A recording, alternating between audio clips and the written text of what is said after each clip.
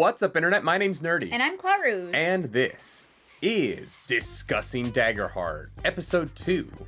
We're going to call this Heritage, Part 2, Community. Yes, we've got a bunch of community cards that we're going to talk about in a minute here. Yeah, so the way that Daggerheart breaks down your heritage is that your ancestry and your community are what make you.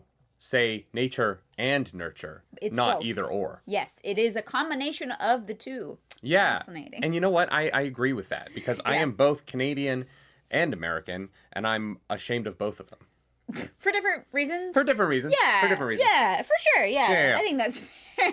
Yeah. No, this is a podcast where I discuss Daggerheart, and then my wife also does that, but better.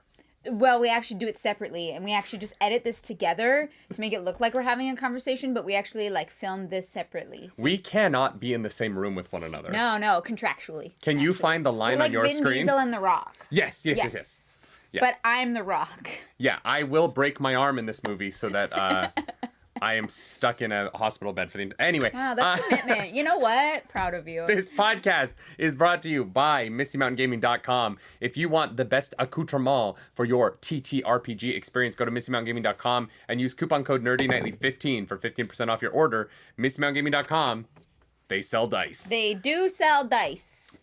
Clarus, before we dive into the podcast today, I believe we have a segment.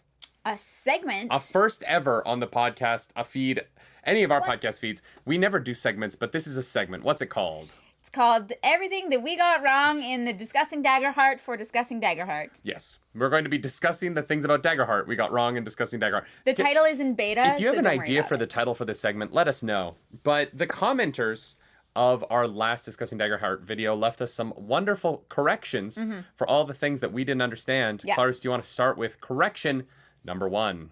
Correction number 1 is that if there is no number before a D8, D10, D12, whatever the dice is, that means it scales with your proficiency, which is very important. So when we were talking about the fawn ability, we were talking about how 1d8 isn't worth it beyond... level 1. Ever. Even at level 1, Yeah. 1d8 is there's fine. a good chance you're just making the mark of stress, right? And so we got that wrong. It does scale with your proficiency, and so you could be doing as much as 6d8. Yeah, when we played our level 10 campaign, which we Linked did, down it's below. linked all the fun stuff, I had several things that were scaled with my proficiency, which was 6, so I was dealing 6 of whatever dice the damage was, and it felt pretty nice. Yeah, a 68 attack that you don't have to roll to hit with is a pretty excellent attack. So I would like take to it back. formally rescind my thoughts on the fawn ability. Yeah, it's not bad. The other thing that we got wrong is that I went out of my way to explain some math that I was not correct on. And so I just want to agree with the chatters who are pointing out that my understanding of the difference between rolling 2d12 and rolling 1d20, you are correct. I am wrong. Just flat out. I do think what's going to be interesting about this system, now that I've explored it far more, is that not only are the average rolls actually probably going to be higher than D&D, but I didn't really think about it. There are now 12 ways to crit. Yes. So you're probably going to have more crits. DCs might have to go up. I don't know. I think that it's one of those things where I spoke out of turn, having heard a quick bit of math about the bell curve, made an assumption, and I just want to point out that I'm incorrect, and those chatters who corrected me are right. Wrong. Because I am a big boy, and I can admit when I'm wrong. The final thing, Clarus, there was a third thing we were wrong about. There was.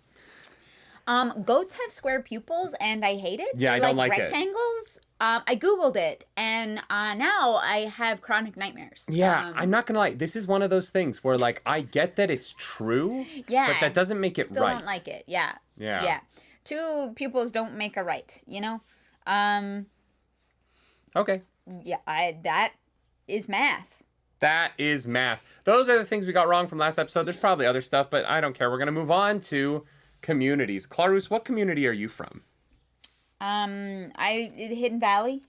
Yeah. Oh, wow. You're just straight up doxing your parents? No, nobody lives there anymore. Oh, okay. I was like, fine. oh, we're just dropping the actual place you grew up? No, the first community we're going to talk about is Highborn. Being part of a highborn community means you were born into a life of elegance, opulence, and prestige. Couldn't be us. Nope, within the upper echelons of society. So you have advantage on any rolls you make when consorting with nobles, negotiating prices, or leveraging your reputation to get what you want. Take an extra handful of gold at character creation. This one is fun for a lot of reasons. It's great for roleplay opportunities. Yes. I think that it is, if you're doing like a city-based campaign, this would be a really fun thing to have a member of your team have. Yes, especially in like a capital city or a larger bustling city. Yeah, I think it might be one that is a little bit tough to play early levels on your typical like adventuring on the road campaign. Yeah, if you're doing like dungeon crawls and like forest escapades. Yeah, I also just think this is one of immediately we're getting into one of the things about Daggerheart that I think is a little bit tough to say whether it's good or not, which is the additional handful of gold at the beginning of a campaign. There's no prices in D&D, so like I don't know what that means. Yeah, like if a hotel room for a night, right, or a room at an inn is a handful of gold because that is the smallest unit of measurement that you have for money, then this is not great. But also, if you are running a campaign where a night at an inn is a handful of gold, then your campaign has to be so deeply focused on acquiring wealth because you'll run out of money so quickly. Yes. The whole wealth mechanic is definitely geared towards, I think, a more loosey-goosey campaign. There are some people who, when they play Dungeons and Dragons, they like to keep track of rations, every single dollar, in and out, like supplies, all of these things, which is not for every table. I feel like we're going to say that a lot when we talk about Daggerheart. Again, you're going to have different styles of what people want out of their like fantasy make-believe game. Yeah. Right? When I'm playing a fantasy game, I don't want to have to think about taxes. That's too real. And so the money system being kind of loose, I don't know how I feel about it because it makes it difficult for me to be able to like determine like trying to like upgrade and buy equipment and things like that. I feel like it is just going to be easier to like get it from a dungeon or as a reward or anything as opposed to like bartering and buying. I think that specifically in relation to it as an ability, though, if we're just talking about this as a community ability, it is something that depending on how loosey-goosey your campaign is with how much things cost, this could be the most OP start ever, or it could be the most trivial start ever. And it doesn't... I don't know how to explain what is in between those two things because you're unfortunately, with a loosey-goosey money system like this, the onus becomes put on the dungeon master to have to make it up. Which is a lot of, in my opinion, as someone who has GM'd a lot in the last year, money is a lot to make up. Coming up with the prices of things at a magic shop is a lot to make up. And that's work. That's work that you're putting on a member of your team that there's nothing in the book to help them with that. And so I do wonder how many people are just going to resort to stealing a money system from somewhere else because you have one more handful of gold, but who knows what that means. Yeah, for sure. I definitely think this one is great, has a lot of amazing role play capabilities, and that's kind of it. My turn. Next up is Loreborn. This feels like this could be me. I read so much as a child. Being a part of a loreborn community means you were brought up in a place that favored strong academic or political prowess. Ooh, political prowess. You are well-read is your ability. You have advantage on any rolls you make that deal with the history, culture, or politics of a prominent person or place. The word prominent in there is the one that's going to get the most abused by your players. Well, yes. No, this dungeon is prominent. That's going to be totally up for debate. Like whether or not it is well known or not. Again, very role play focused. Yeah, it is. It's an interesting one because the prominent person or place to me is an interesting language in terms of being book read.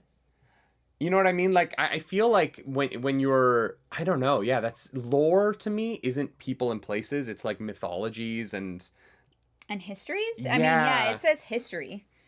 Like, I think that it kind of just opened itself up to a more general thing as opposed to you're really good at history. Mm-hmm. Feel like it's, like almost like current events. Like you like history, you read the newspaper every morning, you're very like you've got the pulse of the community in a sense. I think that this is a great ability if you're playing with Matt Mercer, and what if you're playing Crown of Candy? But I mean specifically Matt Mercer's style is that Exandria has an answer for everything, and when you do those roles for history, even if it's not relevant to the game that they're playing at the table, there is a weird amount of backstory stuff behind every rock that you can overturn. And so this is weird, but I think that this is an ability that is better depending on the style of your GM. Yes. How much lore have they written into their world? Yes. Versus how much are they making up on the fly? Which, sometimes stuff that is made up on the fly is great and works great, but it would definitely be a little bit disappointing if your GM is not putting in the like backlog work if they're then not making stuff up on the fly. Like if they're just no, you don't really know. Like it kind of sucks. I just think in terms of the usefulness of some of the abilities we're going to talk about later, this one and honestly the Highborn one are both a little bit more are lean on the niche side. Yes, yes, I will definitely agree with that. Next up, we have Orderborn. Orderborn. Being part of an Orderborn community means you were raised in a place of great discipline or faith, and uphold a set of principles that reflect your experience there. Couldn't be me. Principles? Faith. The only faith I have is the George Michael song. The thing is called Dedicated. Record 3 sayings or values your upbringing instilled in you. Once per short rest, when you describe how you're embodying one of these principles through your current action, you may roll a d20 as your hope die instead of a d12.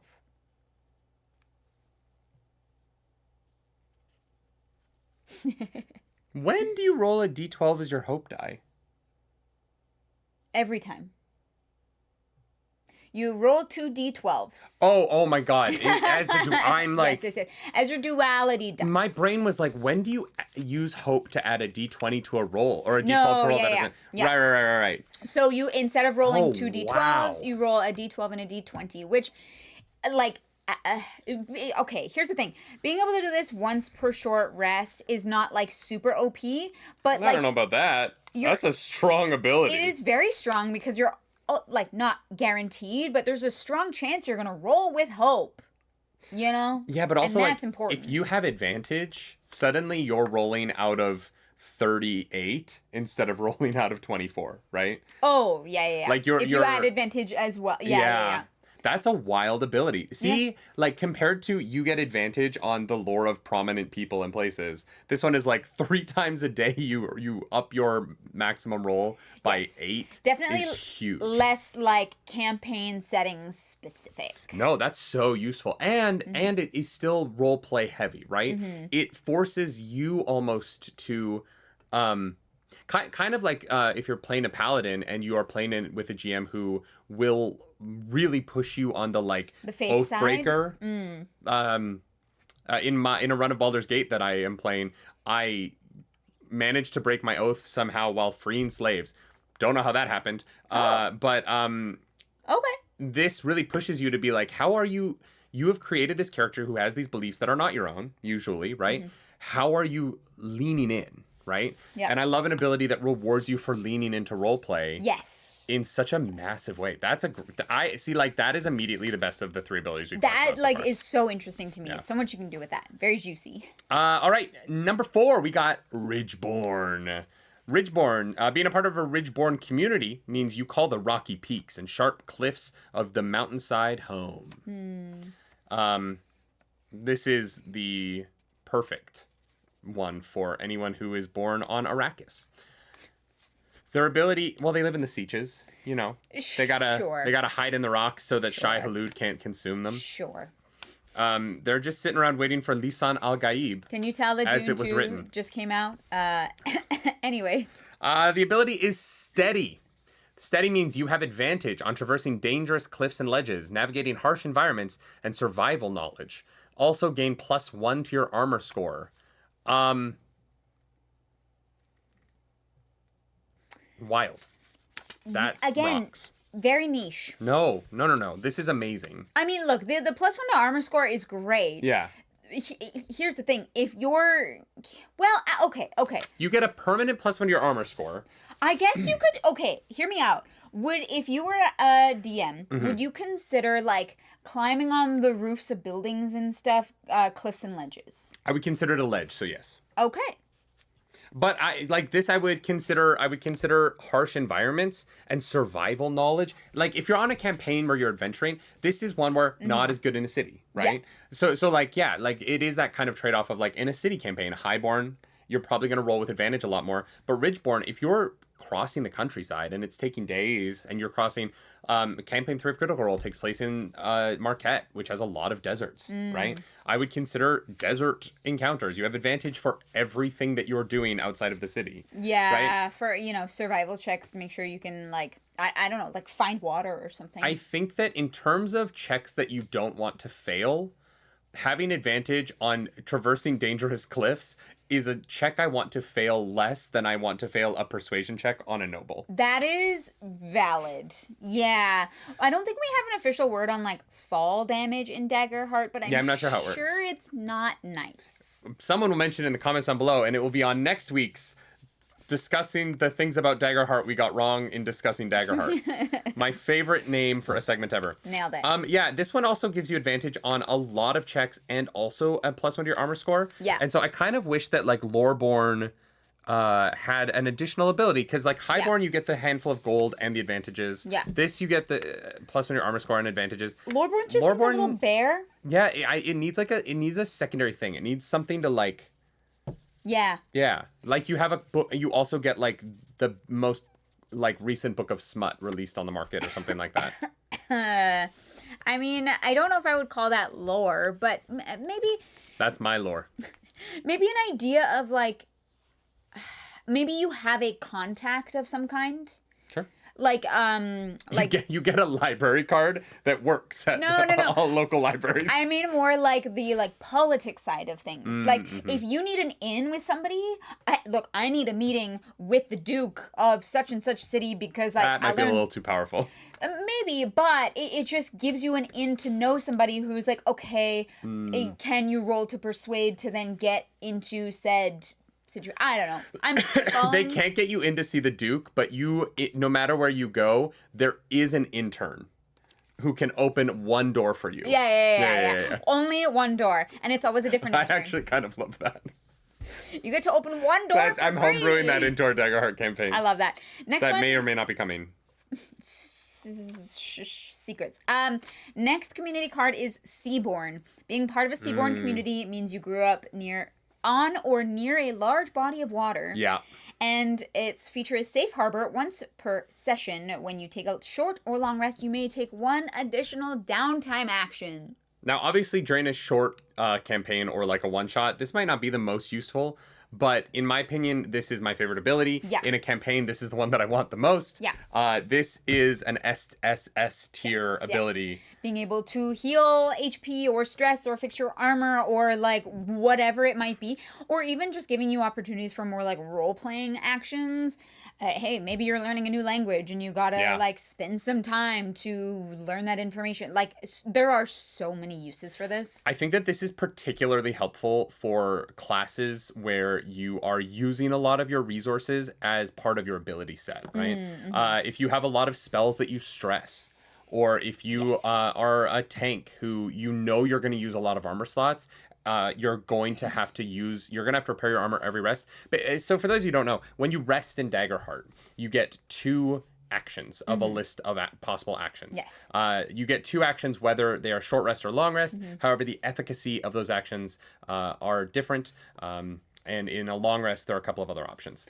Additional options. This allows you to pick 3 of the options rather than 2, which is just, if you can do health, stress, and armor in a short rest, that's huge. That is, yeah. Especially if you pair this with the elf feat that allows you to roll your stress away and potentially your health, you could end up with what is essentially 4 actions on a downtime. Yeah. Because this ability would give you an additional one. Damn. So I just think a Seaborn elf is such an OP combination of abilities for not in the fight, but for making sure that every time you come back from a rest, you are fully ready to fight again. I'd love to like homebrew like Selkie, like sea elf type of like vibe. Well, there are sea elves. We play a Dragonlance game every Saturday live on the youtube.com/nerdynightly, live from the set with our friends. And if you want to come check that out, Dragonlance, the setting has sea elves in it. Yeah, very fun. We haven't met any yet. But... No. But I've always loved that. Speaking of great abilities, we're in the middle of my 3 favorites. This is the last of my 3 favorites. Slyborn. This says you have advantage on any rolls where you're negotiating with criminals, detecting lies, or finding a safe place to hide. I love that. I think that's great. Insight check. Lots of possibilities again. Insight check. Of having advantage on any of the like personal ability things, detecting lies is, in my opinion, the most important one for a campaign. Oh, people be lying. People be misleading. I want to know. I want to know the truth. Damn it! I can handle the truth. I'm just such a trusting person that like I get information and I'm like, yeah, great. Mm-hmm. I will say the one thing, I actually thought that this was a different ability. I was talking about the Underborn. This isn't my favorite ability. We're going to get to it at the end. This and Underborn are very similar. Okay, interesting. This and Underborn are very similar, but that's a tease for the final ability. So stick around to the end of the video to see what my other favorite ability is besides Seaborn and Ridgeborn. This feels like the other side of the coin of Loreborn to me. Yeah. I almost wish there was like a little something else in there. Yeah. It's fine. Again. Which there is for Underborn, which is why I prefer it to Slyborn. Yeah. We'll get to it. But first, we're going to talk about Wanderborn. Being part of a Wanderborn community means that you were raised as a nomad, not having a permanent home, but experiencing a wide variety of cultures. Before we even get into the ability, one thing I love about this for your DM is that they can bring characters from your backstory in wherever they want because they be wandering. Yeah, it's like the Tinkers. They oh my god, the Tuatha-on? Mm-hmm. Yes, they could be wandering. They could be wandering. They could be a wandering. Your perk thingy that you get is called Nomadic Pack. Add a Nomadic Pack to your inventory. Once per session, you may spend a hope to reach into this pack and pull out a common item that is useful in this situation. Worked with the GM to figure out what this item is. It's like a bag of tricks. Once per what? Once per session? Once per session.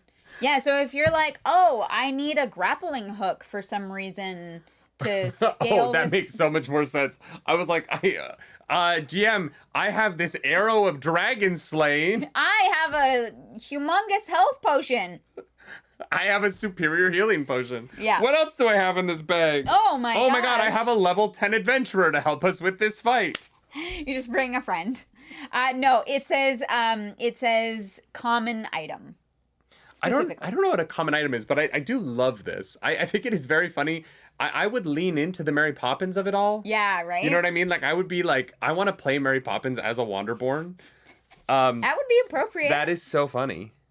I love it, yeah. You just, like, pull out some, like, medicine. You're like, I actually have the cure to whatever ails you. Interesting that this is the only ability... Or no, actually, this and Wildborn. But this is the first ability we're talking about where you actually have to spend a resource to use your ability. Yes, you do need to spend a hope. But yeah, common item. The amount that I think that this is going to cause tables to argue about what could be considered a common item, I already hate that conversation. But for me, it seems pretty clear that anything common is like something you might be able to like, you know, find around a general person's house. Or, like, a general store, you know? Okay, but, like, we have magic swords and lightsabers in our house. So, like, but they're not real. I don't think our house counts. Our swords are real. You could very much kill somebody with our very real steel swords. But, like, you already have weapons. So, if I was the DM and they were like, oh, wow, I pull out a sword from here. It's a normal, non-magical. non-magical. Like it's a sword, so that I have a weapon. I'd be like, okay. I mean, sure, yeah. Yeah, I think you're right. I think that this isn't as broken as my brain says that it is. There's just something about my brain. You are anticipating I pull out this crazy magical thing. Oh no, it's totally common. Everybody has one. Just that someone will be like, oh no, I have an extra set of thieves' tools. And I'm like, you just broke your... Fine, whatever. Yeah. But it's a common item. But I guess you do spend a resource. The one thing I will say about hope is you get so much hope in this game that having to spend it means literally nothing. I don't know. When we played our level 10 shot, like we were... Oh, you were burning through hope because you were stealing it. The big bad had an ability where it wiped out all your hope if you failed a presence check. Yeah, so that sucked. That one, you guys were losing a lot of hope, but you were also gaining a lot of hope. Mm-hmm. I mean, Ellen had to spend 4 hope to use that ability. She spent 12 hope in that fight. Yeah. Just to use that one ability three times. You're right. That's, oh god, the Wanderborn one, as a GM, it like makes me nervous. I think it's a really good ability, but my chest starts to palpitate because my friends are nuisances, and they're gonna make my life harder because of it. Mm-hmm. We are on to the penultimate community of card. This one is Wildborn. If you missed the penultimates, go watch it. It's good. Mm-hmm. We had fun. I'm not gonna lie, guys. The one shot that we did on Monday night is the most proud I've ever been. So much fun. A TTRPG thing. Yeah. I DM'd. Wildborn. Being part of a Wildborn community means you were raised by a clan deep in the forest. A cult. Yes. This is very... I just watched all of Exandria Unlimited this week, so I'm getting real Exandria Unlimited vibes here from Fira's town. But the ability is Lightfoot. Your movement is naturally silent. Gain advantage on any action rolls you make to move without being heard. Spend a hope to also grant this ability to an ally while they stay within very close range of you. Mm-hmm. And ally players. 1. You get 1. Yes. So basically it's like a limited pass without a trace. Yeah. For you and maybe a buddy. Yeah. I think that's a great ability. I think it's very useful for rogues, rangers. Yeah. You know, there's a lot of abilities that really... For Fifi. Yeah. Mm-hmm. I think that's an awesome... you're going to use it a lot. You're going to use it in a lot of different situations, right? It's not quite as niche as I think like Loreborn is. For sure. And I think that having the thing that I like about this one that none of the others have had so far, and I don't think Underborn has, is that there is a like base version of it that you just get, and there is a thing that you can spend to make it better. Yes. I like that mechanic of the Wildborn. Wildborn, yeah. Yeah. But yeah, that's just kind of a great ability. Advantage on stealth checks is always good. It's so useful. Yeah. In so many different situations that like, yeah. If you were like, if you were going into a campaign and you weren't sure if you were going to be doing more combat or more role play, I think that one's great for all kinds of campaigns. Yeah. Last but not least. Oh no, it's almost over. Definitely not least. Underborn. Being part of an Underborn community means that you're from a subterranean society. I got that. Yeah. You know what this is going to be used to create, right? Characters from Arcane. Oh God. What? They're all Underborn. Yeah. Daggerheart, Ooh, an Arcane. Yeah. That'd be pretty sick. That would be fun. You get the ability Low Light Living. When you are in an area with low light or heavy shadow, you have advantage on rolls to hide, investigate, or perceive details. Yeah, the reason why, so we were talking about the Seaborn one. I thought this was, I mixed them up in my head. It's fine. This is one of my favorite ones because there's no dark vision in Daggerheart. Yeah. So I think that having advantage in low light situations is far more useful in this campaign because, as far as I can tell, the dark vision doesn't exist. Yep. And so being the like person who can see in the dark is... I personally think that if you're going to do a long campaign where you might do many dungeon dives, this is an almost necessity to have someone in your party have. Definitely. I think that the dark vision ability in Dungeons and Dragons is kind of given away too liberally. And like it's everyone in the party except maybe one person will have dark vision. Except hilariously cats. The Tabaxi. Yeah. No, Tabaxi have it. Oh, the cat stat block. When you so this becomes a thing in Critical Role campaign too. That got really hilarious is that Frumpkin is usually a cat. Yeah. Does not have dark vision. Wild. But cats in real life do. Yeah. But only Dungeons and Dragons cats don't. It's very funny. That is very funny. But yeah, I think that it kind of negates, like, it kind of takes away from a mechanic that you could use for a campaign, going into darker rooms, darker dungeons. If everyone has dark vision, you can't really play around with that. But in Daggerheart, because there's no dark vision, it gives the DM a lot more opportunities to play around, especially, I think, with fear. I think that's very fun and exciting. I somewhat disagree with you only because I think that the fun... Just to defend D&D for 1 second before we start discussing Daggerheart again, I like that people have different ranges on their dark vision, and as a DM, it gives you room to play around with how far into the dark different people can see, and who sees what as far as information. Yeah, but it's really only like one race that I can think of off the top of my head that gets 120 feet. But I'm saying, like, say you have one person has 120 feet, a couple people that have 60, and then some people that have none, right? You have to make that choice. Like, are you going to put lights out for the human character, or is someone going to lead them through the dungeon so that you're not announcing yourselves? I just think there's more ways to have fun with it. My only counterpoint is that you'd have to have a dungeon that had, like, very long, large rooms to, like, have it be useful at 120 feet, which isn't out of the question for sure. Yeah. But again, campaign dependent or dungeon dependent. But this one I think is great. I think that I think the unsung hero of this is the ability to perceive details. Yes. I think, like, you really focus because it feels like such a rogue ability, right? The ability advantage on rolls to hide. Obviously, for sneak attack, you're going to want to take this. Investigate. Being able to perceive details, though. Advantage on ability to perceive details in the dark is wild because half of the time it is night.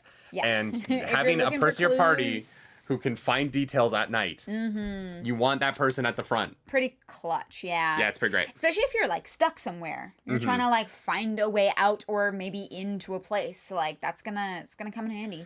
Yeah, it's interesting. I think that there's only half as many cards, so there isn't as wide a variety, I think, in these abilities. Yeah. And I don't think there isn't really, like, a scaling issue with any of these. I think they're all pretty the same throughout the whole campaign. Yeah. They're either going to be, other than Seaborn, which I think obviously is by far the most useful. Yeah. And is by far the best ability. When I made my beta test character, the closed beta before this open section right now, that I gave them feedback on, I went Seaborn because reading through the abilities, it's just the one that seems like a no-brainer in terms of how overpowered it kind of is compared to everything else. Yeah.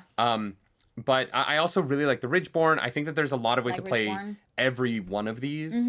And even the things that I don't think are as, like, powerful or are going to be used less, I think that there's really fun role-playing in every one of these. Yeah.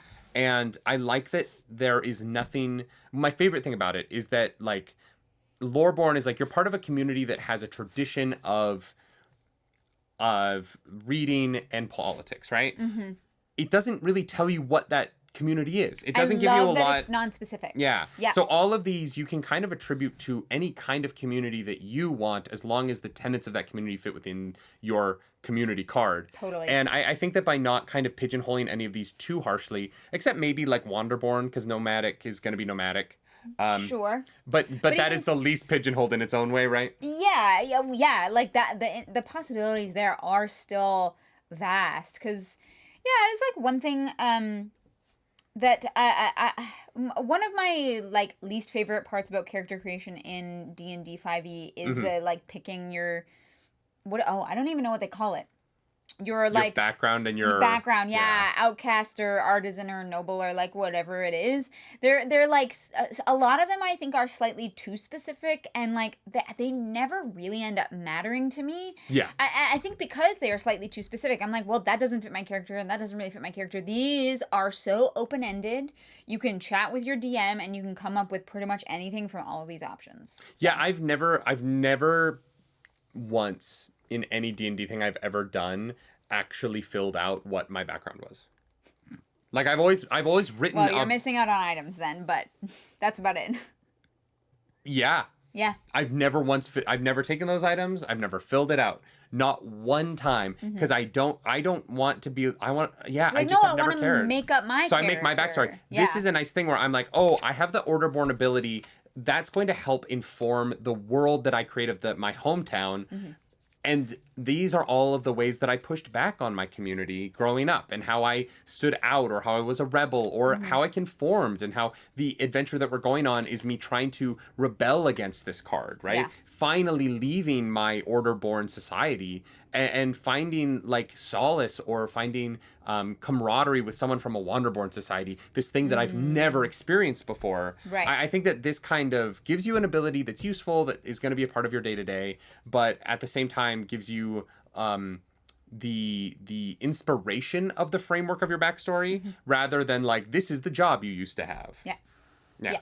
100%. And here you get a chess set because Yeah. you played chess growing up. You have a letter that these like that carpenters Yeah. really they let you into their carpentry meetings. Yeah. No, I agree with that. This is very fun. I love these. I love that the combination it makes for the heritage. It's very fun. Yeah, I am a big fan. I'm always going to be Seaborn though, because it's too powerful. It's almost too powerful. It is really good. I think that it would still be powerful if it was just that you got an extra one on a long rest. Even that, yeah, would still, yeah. It is once per session, but I guess it depends tough. how many times It's you're tough, yeah. resting per session. Because a lot of That's the times question. we go several sessions without resting. So well, and that's kind of my thing, right? Is that for me, I feel like there might be comments on this video where people are like, well, you're not doing it every rest, because it's not like you're resting. It's not like you're only resting once per session, but like, yeah, we kind of do. it depends. I mean, yeah, like we went how many, like 3 full sessions without any rest? No, we went 3 sessions without a long rest. Okay. But you guys And had I think we had one short rest yeah. in those 3 sessions, just because things were happening, and that's not like a good or a bad thing. It just is. Yeah, but I think that's also my style, is that when I think that this is going to be a different DM thing, right? Because for me, when I am DMing, it's either like fully downtime and you guys are like RPing and figuring stuff out in town, or the stakes are pretty high, and if you sit down for 30 minutes, there's going to be a consequence. Yep. Because I think that that's the thing that's my style. I like that if you're in the middle of a dungeon, if you decide to take a short rest, there's a consequence for sitting down. Yeah. Right? And that's the way that I keep tension going in games. Yep. And so for my style, the Seaborn ability is basically every time you rest. Yep. And you don't get those opportunities as often. And so this is really useful. For another DM style who's like, we're going to do like 3 small combats that take like 20 minutes. You can rest in between them. I do understand how this ability is a little bit less OP in that situation. Yeah, I just think out of all of them, it does seem the most powerful to me. Yeah. I think that there are a couple like loreborn and The plus one to your armor score at low levels for ridgeborn is really great. Yeah, that's really nice. We learned at our level 10 one shot that plus 1 means nothing at high levels, because I was rolling 3d20 plus 10, 3d20 plus 10. Yeah, a plus 1 when you are level 10 is definitely less useful, but at level 1 it can Lifesaver. save your life. Yeah, I don't know. I think something like loreborn maybe needs a little bit of juicing up, but other than that, these are really fun. Just a little something. It's the only one that I think needs a little something. And honestly, Slyborn. Loreborn and Slyborn, I would give a little bit of a like the handful of gold that Highborn gets, which isn't a huge deal. Yeah, just it's not game breaking, something. but it just like zhuzhes it. Yeah, zhuzh. Little. What? Zhuzh. What are you zhuzhing over there?